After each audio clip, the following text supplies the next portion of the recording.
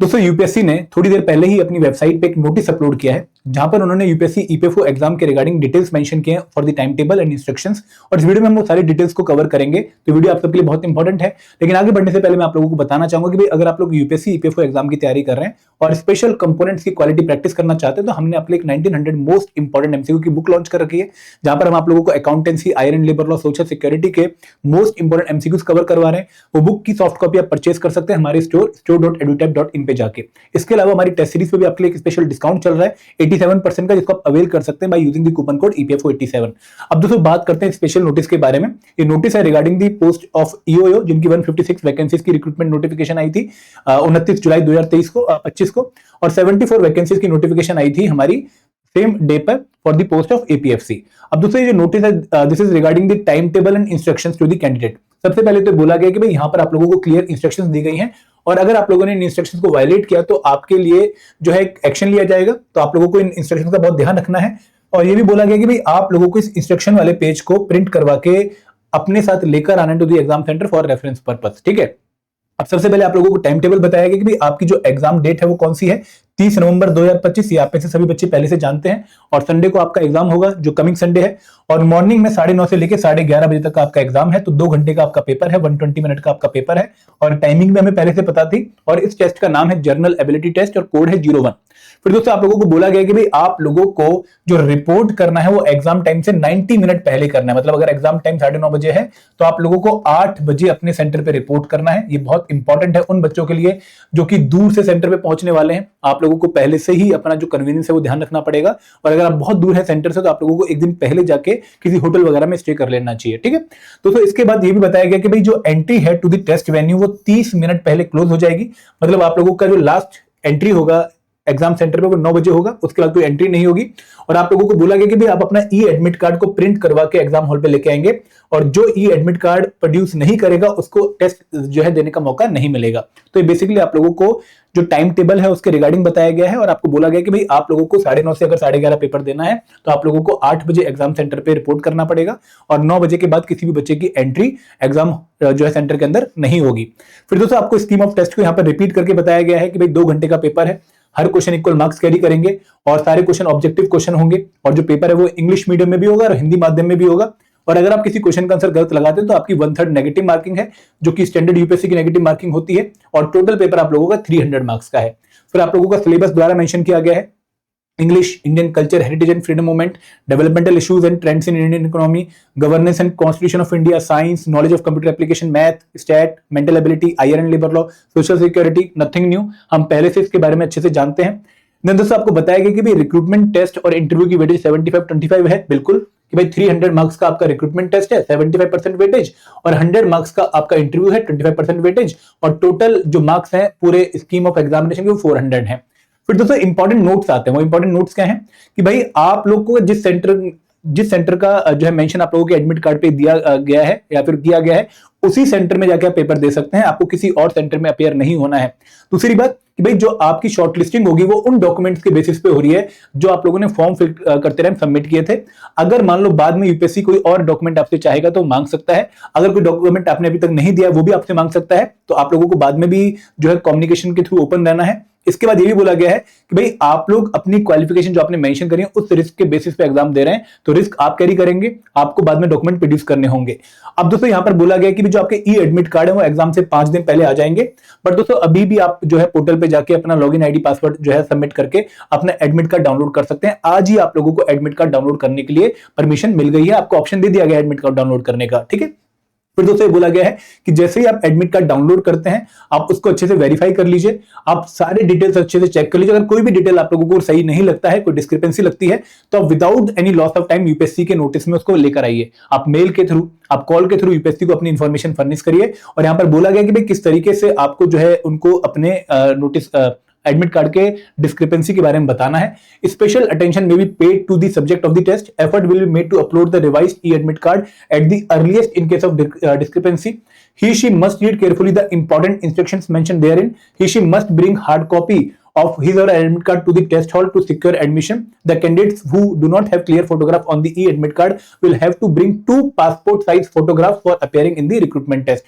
जिन लोगों की photo admit card पे क्लियर नहीं है उनको एक नहीं 2 पासपोर्ट साइज फोटो लेके जानी है टू दी एग्जामिनेशन हॉल। ये बहुत इंपॉर्टेंट पॉइंट है।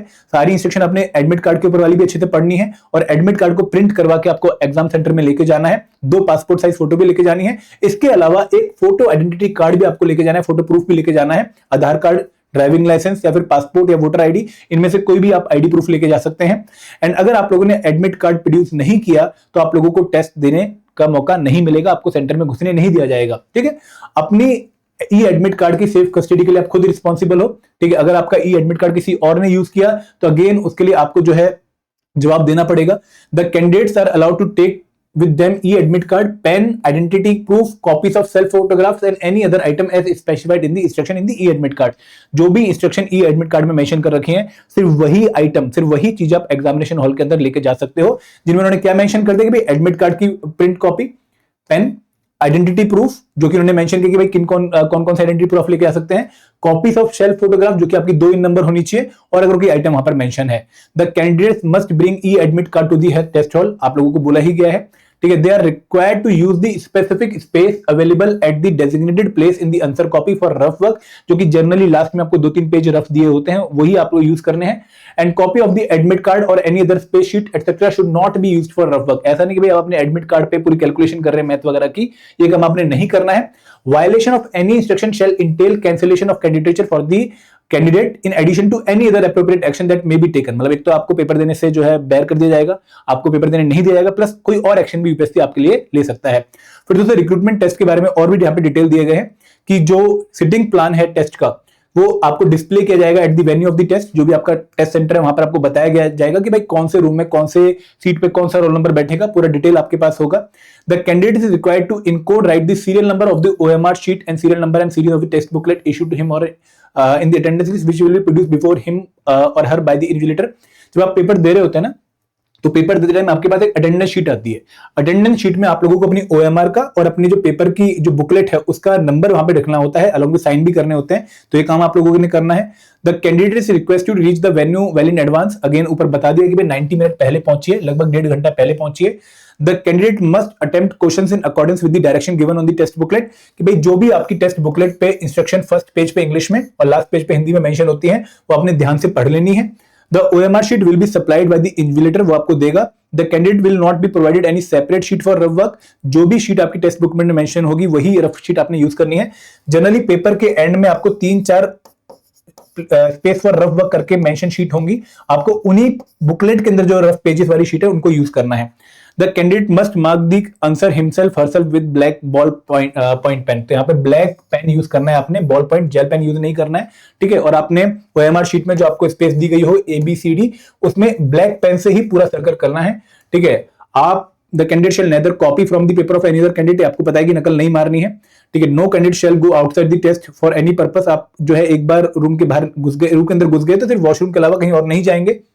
ठीक है, आप इन्विजिलेटर से पूछ के ही आप जो है टॉयलेट में जाएंगे और अपनी ओएमआर शीट को अपसाइड डाउन मतलब उल्टी करके रख देंगे। No candidate shall be permitted to leave test hall till expiry of the allotted time. ठीक है, no candidate shall be allowed to go to the toilet during last 30 minute. आप last 30 minute में toilet नहीं जा सकते हैं। और signal will be given at the beginning of the test at half time and 5 minute. मतलब आपको पहले जब पेपर शुरू होगा तब एक सिग्नल दिया जाएगा, एक बेल रिंग होगी, आपको हाफ टाइम में एक बेल सुनने को मिलेगी, और जब एग्जाम से सिर्फ 5 मिनट बचेंगे लास्ट के तब भी आपको एक बेल सुनने को मिलेगी 11:25 पे। And then there will be a final signal at the closing time. The candidate must not continue to mark or revise his or her answer after the expiry of the time allotted for the paper। ठीक है, on completion of the recruitment test आप जो है बैठे रहेंगे, आपकी OMR sheet collect होगी, उसके बाद इन्विजिलेटर आपको अलाउ करेगा जाने के लिए। ठीक है, आपको उस टाइम तक किसी और कैंडिडेट से बात नहीं करनी है। The candidate should not crowd near or loiter in and around the test room. आपको आराम से लीव करना है, साइलेंस ऑब्जर्व करनी है। ठीक है, एंड आपको जो भी इंस्ट्रक्शन वहां पे दी जा रही है बाय द इन्विजिलेटर और by anyone regarding the test booklet और ओएमआर, आपको वही जो है इंस्ट्रक्शन फॉलो करनी है। आपको सारी इंफॉर्मेशन करेक्टली फर्निश करनी है टू द इन्विजिलेटर और असिस्टेंट सुपरवाइजर और सुपरवाइजर। ठीक है, अब आपको ओएमआर शीट के रिगार्डिंग सारी इंस्ट्रक्शन दी गई है कि भाई ब्लैक बॉल पेंट वगैरह ब्लैक पेन यूज करना है ना, ब्लैक बॉल पॉइंट यूज करना है। आपको आइटम अलाउड जो है बताए गए हैं कि भाई कौन कौन से आइटम लेके जाओगे। The candidate are advise to bring their own black ball point pen. ठीक है, वही आपने यूज करना है। No candidate is allowed to enter the venue with mobile phones and other IT gadgets, books, bag, valuable costly items, etc. and that no arrangement shall be made for keeping the same. आपको कोई arrangement नहीं दी गई कि भाई आपका bag आप यहां पर सबमिट करा के चला जाइए, आपको अपने ही लेवल पे उस चीज का ध्यान रखना पड़ेगा, ठीक है। Candidates are permitted to take with them after conclusion. आप पेपर बुकलेट बाद में लेके जा सकते हैं, आपको एमआर शीट जो है सबमिट करानी पड़ेगी, लेकिन पेपर बुकलेट आप सेंटर से बाहर लेके बाद में जा सकते हैं।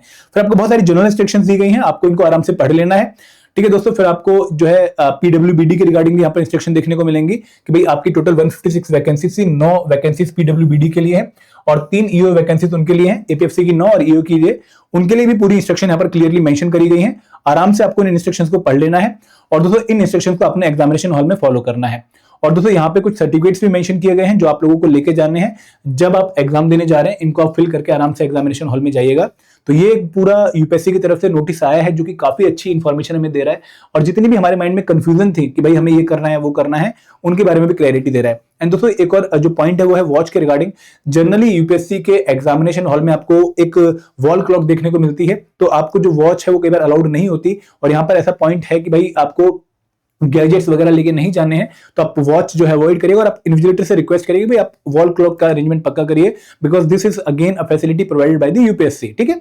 तो this is the video regarding the notice. I hope आपके सारे डाउट क्लियर हो गए होंगे एंड प्लीज अपना एडमिट कार्ड अभी जाकर आप डाउनलोड कर सकते हैं using the login ID and password जो आपका यूपीएससी की वेबसाइट पे होता है, और आप एडमिट कार्ड डाउनलोड करके अपनी डिटेल्स वगैरह चेक करके अगर कोई डिस्क्रिपेंसी है तो यूपीएससी से कॉन्टैक्ट कर सकते हैं।